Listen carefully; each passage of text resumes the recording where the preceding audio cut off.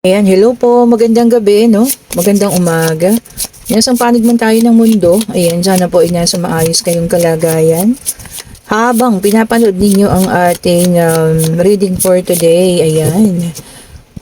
Grabe, sobrang traffic. Talagang, dito sa Pilipinas po, ramdam na ang Kapaskuhan. Ayan. Christmas party na ng mga high school and elementary kanina. So, ayun. Expect traffic po. Ang dami nitong bumaliktad, oh. Ayan. Pigilan natin kasi sobrang dami. Ayan po. Ayan, sinashuffle ko lang, ha. Ito yung ating Lenormand card. Ayan. Check na natin ang mga energy. Ay, baliktad pa. Okay. So, meron naman tayong woman. Pag sinabing, woman, not necessarily po na babae, ha. Pwede rin pong ito ay may energy ng ang tawag dito? Energy ng isang lalaki. Ayan po, ha. May feminine side. Okay, meron tayong the dog. And meron tayong the tower. And meron tayong the heart. Okay. Ayan. So, dito, sa unang latag ng 4 spread cards, napaka-loyal na tao. Not necessarily babae. Sabi ko nga, basta may feminine side, even though lalaki, LGBTQ, ha. So, this is a babae. Ayan, loyal. Because ang mga dog po is known for its loyalty, And then, the tower, ayan, maraming binubuong pangarap. And meron tayong the heart, ayan, na napakalinis ng kanyang puso, sobrang bait. Ayan po, ha. Tapos, lagyan natin ang combination with the white tarot card. Ayan. Shuffle. Tingnan natin kung ano mangyayari. Okay po. So, this is napakabuting tao, no? And then, meron tayo ditong Page of Cups. Ayan, kung may ayan, nga po pala, ha. Ayan, ang ating mga bagong merch. Kung sino po ang may gusto. Ang bracelet. Evil Eye po ito, ha. Ayan, ang ganda, oh. Non-tarnish din po. Ayan, mamaya na yan. Okay po. And then, meron tayong Page of Wands. Ayan, nag-iba ng direksyon. So, meron taong isang nag-iba ng direction dito. Okay. Ano na to kumbaga nag-offer na noon pa, no? Kaso nag-iba ng direksyon, humingi ng kalayaan. So, iniwan yung ating the woman. Then, meron tayong Queen of Pentacles. Okay. So, kung nakikita nyo, ang Queen of Pentacles ay sobrang lungkot ngayon, ha. Puno ng kalungkutan ng ating Queen of Pentacles, as you can see. So, ito ay tungkol sa isang babae or lalaki which has a feminine side. Sabi ko nga, no gender specification, Sobrang loyal. Ayan, punong-puno ng pangarap. Napaka bait ng kanyang puso, napakalinis. Ayan, kita nyo naman. Napuno yan dati ng pag-ibig, Kaya lang, itong ating, isang Page of Wands, ayan, na nag-offer din sa kanya siguro ng pag-ibig, ganyan, ito naman, tumalikod, at humingi ng kanyang kalayaan. Okay. So, ngayon, itong ating, the woman, which is also the Queen of Pentacles, nakakaranis ng sobrang kalungkutan, depression, okay po, Bakit ganun? Kung sino pa yung taong mababait, kung sino pa yung taong mapagbigay, matulungin, ito na nga isang karakteristik niya, loyal and honest. Siya pa po yung naluloko, Siya pa po yung nagagawa ng hindi maganda. Okay. So, ayun po, sobrang sakit naman ito, ng pangyayaring ito. Wala ka namang ginawa, or wala naman siyang ginawa, kundi baka totoo lang sa sarili niya. Naging sunod-sunuran pa nga, o diba, isa pang karakteristik ng isang aso ay sunod-sunuran. Hindi ang tawag po dito, lahat ng kung ano man ang ipag-utos, Kumbaga, sumunod ka sa lahat ng kagustuhan niya. Ayan, may dalawang langgam. Nakikita niyo yan. Naglalakad, ayan. Mamasyal lang naman sila. Ayan po, umalis na. So, ayun naging sunod-sunuran ka. Tapos, ang sasabihin lang sa'yo, at, ayun na nga, meron pa tayo ritong na-involved na, kahit papano, meron ding, siguro financial. Tapos sasabihin lang sa'yo na gusto niya ng ano, kalayaan po, ano. Or gusto niya ng freedom. Ano ba yun? O, di ba? Sino yung hindi, ano, magkakaroon ng depression at, anong tawag dito? Sobrang pain na nararamdaman. Sino po ang hindi? 'Di ba? Sa pag-aakala mong okay kayo, wala tayong problema. Tapos ito yung nangyari, ano? Biglang-bigla hindi mo alam bakit ihingi ng kalayaan. So alamin nga natin kung bakit ka kailangang hinga ng kalayaan ng tao ito. Okay, ito yung tumalon. This is a water sign. Okay po. Cancer, Scorpio, and Pisces. Queen of Cups. Okay po. So sabi dito kasi, unfaithfulness. Okay. So ayun na, unfaithfulness.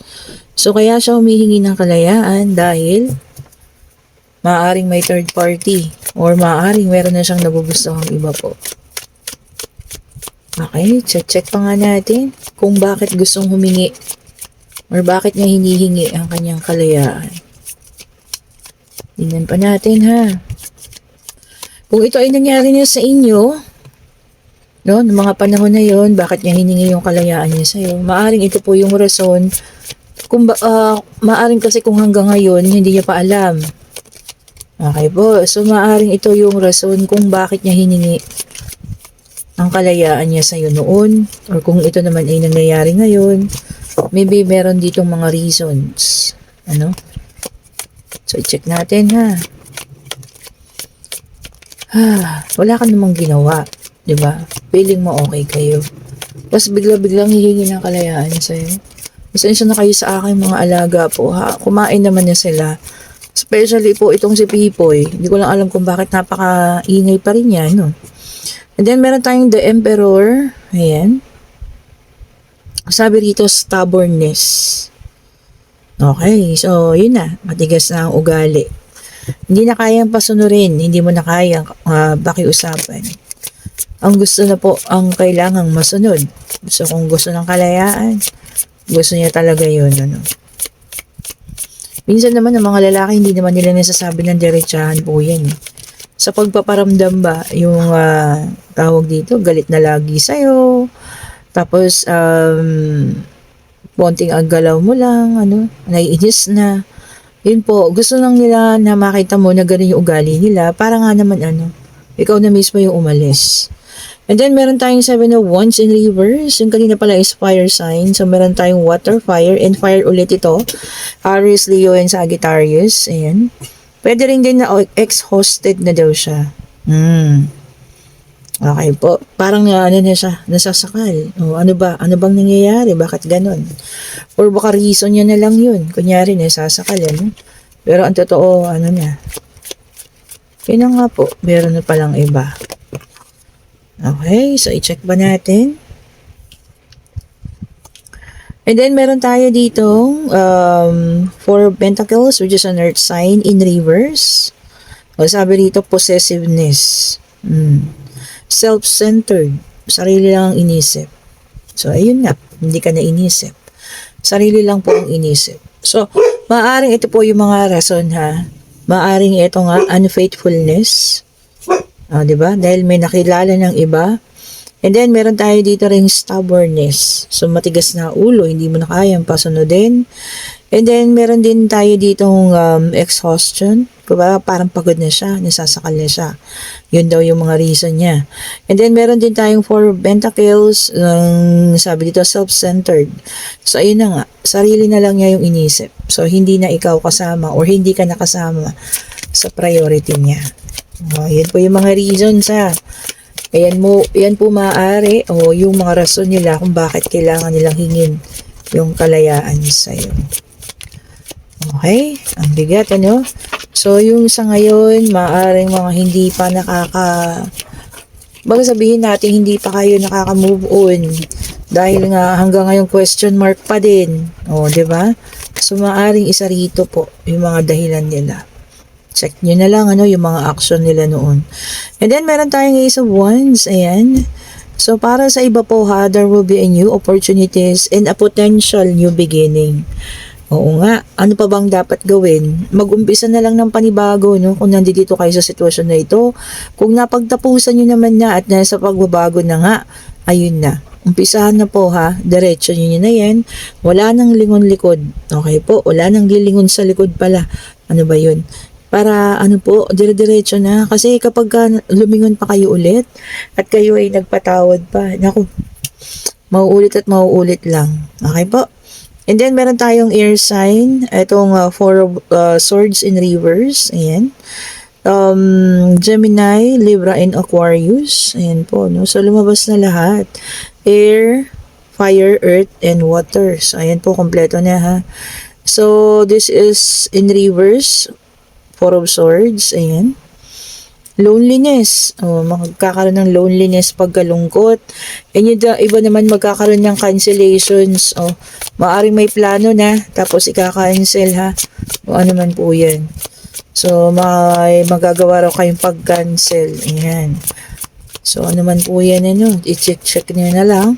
Baka magiging busy na. Sobrang kabisihan na sa mga susunod na araw. Okay po, and then meron tayo ditong Two of Wands in reverse, which is a fire sign. Aries, Leo, and Sagittarius. Ayan, yung iba naman personal goals na lang. Ayan, sabi dito, self-love, ayan. Yun na lang ang iisipin sa ngayon na, naka-reverse kasi yun. Fear of commitment, sabi dito. Fear of change, takot na sa pagbabago, no? Maaari nga po kasi sa mga nangyayari ngayon, syempre, maaring takot na yung nararamdaman sa ngayon, ano? Okay po. Ayan, pasensya na sa mga ingay na naririnig po, ha? Itong aking alagang aso ay nag-iingay. Okay, so i-check pa natin ang kanilang mga energy. Ito may lumabas, kaya lang meron din dito. Ito muna. And then, meron tayong 8 of Pentacles, which is an earth sign. Ayan. Hard work, sabi rito. Talagang yung iba magkakaroon ng mastery. Ayan ha. Yung iba naman daw magiging apprentice. Baka ang tawag dito, magkakaroon ng promotion. Ayan, apprenticeship muna, no? Magkakaroon ng apprenticeship. And then, meron tayong the sun, which is a fire sign. Okay. Positivity lang. Happiness, warmth, celebration para sa lahat, ano. Siguro syempre nga itong darating na ating Kapaskuhan, marami tayong aatinan na celebration dyan ha, mga parties. Ingat-ingat po ha, baka mamaya masobrahan sa pag-inom, ayan ha, sa kasayahan. Okay po, ingatan din ninyo ang kalusugan. And then meron tayo ditong 6 of Swords, which is an air sign.